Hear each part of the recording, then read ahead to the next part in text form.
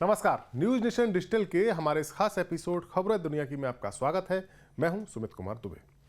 पिछले कुछ महीनों से भारत के साथ सीनाजोरी करने वाले छोटे से मुल्क मालदीव ने आखिरकार अपना असली चेहरा दिखा दिया है। जब से मोहम्मद मुइज्जू मालदीव के प्रेसिडेंट बने हैं, तब से वो लगातार भारत के खिलाफ न सिर्फ बयान दे रहे हैं बल्कि भारत विरोधी फैसले भी ले रहे हैं। और अब मुइज्जू की सरकार ने एक ऐसा फैसला लिया है जिससे साफ हो गया है कि वो यानी मोहम्मद मुइज्जू वाकई में चीन का एक मोहरा है, जिसे शी जिनपिंग की सरकार ने हिंद महासागर में अपनी पकड़ को मजबूत करने के लिए खड़ा किया है। अब हम आपको इस वीडियो में विस्तार से बताते हैं कि मोहम्मद मुइज्जू की सरकार ने ऐसा कौन सा फैसला लिया है जिसके बाद उन्हें चीन का प्यादा कहा जा रहा है और भारत के लिए ये कितनी बड़ी समस्या बन सकता है। दरअसल मालदीव और चीन के बीच एक डिफेंस डील हुई है। इस डील के तहत ऐसा माना जा रहा है कि चीन मालदीव को सुरक्षा मुहैया कराएगा। लेकिन सबसे खास बात यह है, सबसे अहम बात यह है कि इस डील में कौन कौन से प्रावधान हैं, यानी इस डील में मालदीव को क्या क्या मिलेगा, इस बात को सीक्रेट रखा गया है। और मालदीव इसकी क्या कीमत चुकाएगा, ये बात भी सीक्रेट रखी गई है। यानी इस डील के तहत मालदीव में चीनी फौज के दखल कितना बढ़ जाएगा, इसका अभी तक कोई खुलासा नहीं किया गया है।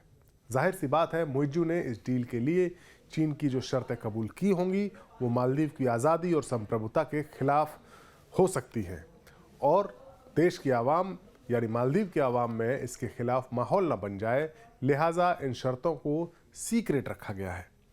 चीन के साथ सीक्रेट डिफेंस डील करने वाले मुइज्जू ने अपना दोहरा चरित्र सामने रखा है, क्योंकि ये वही मुइज्जू है जिन्होंने मालदीव की धरती पर मौजूद करीब 80 से थोड़े से ज़्यादा भारतीय फौजियों की वापसी को लेकर इंडिया आउट कैंपेन को समर्थन दिया था। इसी मुद्दे को लेकर वो चुनाव भी जीते थे और सरकार में आते ही, पिछले साल वो जब सरकार में आए तो उन्होंने सरकार में आते ही भारत पर अपने फौजियों को वापस बुलाने के लिए दबाव बनाना भी शुरू कर दिया था। हालांकि भारत मुइज्जू के दबाव में पूरी तरह से तो नहीं झुका, लेकिन उसने अपने फौजियों को 10 मई तक वापस बुलाने का फैसला लिया। लेकिन इस फैसले का एक पहलू और भी है, और ये है कि इस फैसले से भारत के मालदीव में जो भारत का एविएशन प्लेटफॉर्म भारत के मौजूद हैं उन पर असर नहीं पड़ेगा।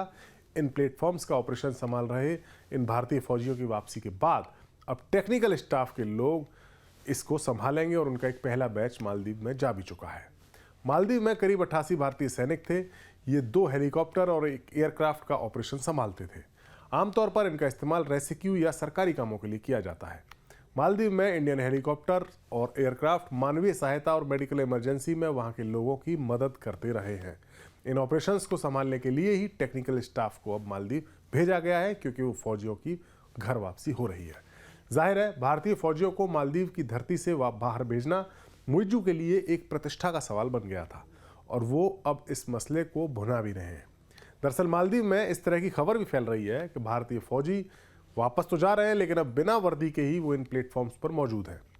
इस तरह की बातों को खारिज करते हुए हाल ही में मोहम्मद मुइज्जू ने एक बयान दिया और कहा कि कुछ लोग देश में अफवाह फैला रहे हैं कि भारतीय सैनिक देश छोड़ नहीं रहे। वो टेक्निकल स्टाफ के बहाने केवल यूनिफॉर्म बदलकर सादे कपड़ों में देश में लौट रहे हैं। भारतीय सैनिक यूनिफॉर्म या सादे कपड़ों में भी देश में नहीं रहेंगे। ये बात मोहम्मद मुइज्जू ने पूरे भरोसे के साथ कही है। जाहिर है, भारत से दगा और चीन से वफा करने का मुइज्जू का पूरा मन है और उन्हें इसका कोई मलाल भी नहीं है। चीन के साथ मालदीव की जो डिफेंस डील हुई है उसे लेकर चीन ने भी भारत का नाम लिए बिना तंज कसा है। चीन के विदेश मंत्रालय की प्रवक्ता माओ निंग ने एक प्रेस कॉन्फ्रेंस में मालदीव के साथ चीन के मिलिट्री डील को इसकी कोई डिटेल तो शेयर नहीं की, लेकिन उसके बावजूद उन्होंने कहा कि ये दोनों देशों के बीच सामान्य सहयोग में कोई तीसरा पक्ष निशाने पर नहीं है और न ही तीसरे पक्ष से इसमें कोई बाधा आएगी। यह तीसरे पक्ष का नाम उन्होंने ज़रूर नहीं लिया, लेकिन इसका मतलब भारत है। जाहिर है, अब मालदीव भारत से दूर जाकर पूरी तरह चीन की गोदी में बैठने का मन बना चुका है और बनाने का और इस पूरे प्रोसेस को वो शुरू भी कर चुका है। दरअसल मोहम्मद मुइज्जू जब से मालदीव के राष्ट्रपति बने हैं तब से वो लगातार अपने मुल्क में भारत विरोधी माहौल को हवा दे रहे हैं और चीन के साथ दोस्ती को बढ़ा रहे हैं। सत्ता संभालने के बाद वो परंपरा को तोड़ते हुए अपनी पहली स्टेट विजिट पर भारत की बजाय चीन गए थे, जहां चीन के साथ 20 समझौतों पर उन्होंने दस्तखत किए।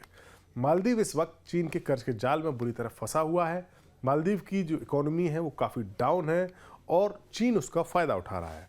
उसे इंटरनेशनल मॉनेटरी फंड यानी IMF जैसी एक बड़ी संस्थान ने भी मालदीव के लिए चेतावनी जारी की थी हाल ही में, और उसे रिस्क वाली कैटेगरी, हाई रिस्क वाली कैटेगरी में डाला था। IMF ने मालदीव के विदेशी कर्ज का कोई आंकड़ा तो नहीं पेश किया था, लेकिन ये जरूर कहा था कि मालदीव को तत्काल अपनी नीति में बदलाव करने की जरूरत है। इस संगठन ने देश की अर्थव्यवस्था की समीक्षा के बाद कहा था कि अगर नीतियों में बड़े पैमाने पर आमूलचूल बदलाव नहीं किए जाते हैं तो कुल राजकोषीय घाटा और सरकारी कर्जा ऊंचा रहने का रिस्क है। दरअसल मालदीव की इकोनॉमी काफी कुछ टूरिज्म पर निर्भर करती है। मालदीव अब चीन की मदद से हवाई अड्डों को विस्तार देने यानी हवाई अड्डों को और बढ़ावा देने की योजना बना रहा है। होटलों की संख्या बढ़ाने पर भी मोइज़ू सरकार योजना बना रही है चीन के सहयोग से, और चीन से कर्ज लेने, इसी चीन के कर्ज को लेकर ही IMF मालदीव को चेतावनी दे रहा है। IMF ने कहा है कि इसे लेकर अनिश्चितता बनी हुई है कि इसमें काफी जोखिम है, ये जो कर्जा मालदीव चीन से ले रहा है। दरअसल मालदीव अपने कर्ज के जाल में, जो चीन के कर्ज के जाल में फंसा है, उसकी शुरुआत मोहम्मद मुइज़्ज़ू के दौर में नहीं बल्कि अब्दुल्ला यामीन के दौर में हुई थी। वो साल 2013 का था जब मालदीव के अब्दुल्ला यामीन मालदीव के राष्ट्रपति बने थे। मोहम्मद मुइज़्ज़ू को अब्दुल्ला यामीन का ही शागिर्द माना जाता है। अपने 5 साल के कार्यकाल के दौरान यानी साल 2013 से 2018 तक यामीन ने चीन के साथ कई तरह के समझौते किए थे। वर्ल्ड बैंक के मुताबिक 2021 में मालदीव पर चीन का कर्ज करीब $3 अरब से ज्यादा का हो गया था, जो उसके टोटल विदेशी कर्ज का 42% है, 42%। ये यामीन ही थे जिन्होंने भारत के खिलाफ इंडिया आउट का नारा लगाया था मालदीव में, और उस नारे को मोहम्मद मुइज़्ज़ू ने भुनाया और अब चुनाव जीता, और चुनाव जीतने के बाद उसी इंडिया आउट के नारे को अमली जामा पहनाते हुए मोहम्मद मुइज़्ज़ू अपने देश यानी मालदीव को चीन के करीब ले जा रहे हैं, जिसका अंजाम मालदीव की बर्बादी भी हो सकता है। हमारा ये वीडियो आपको कैसा लगा? अपनी राय हमें ज़रूर बताएं। नमस्कार।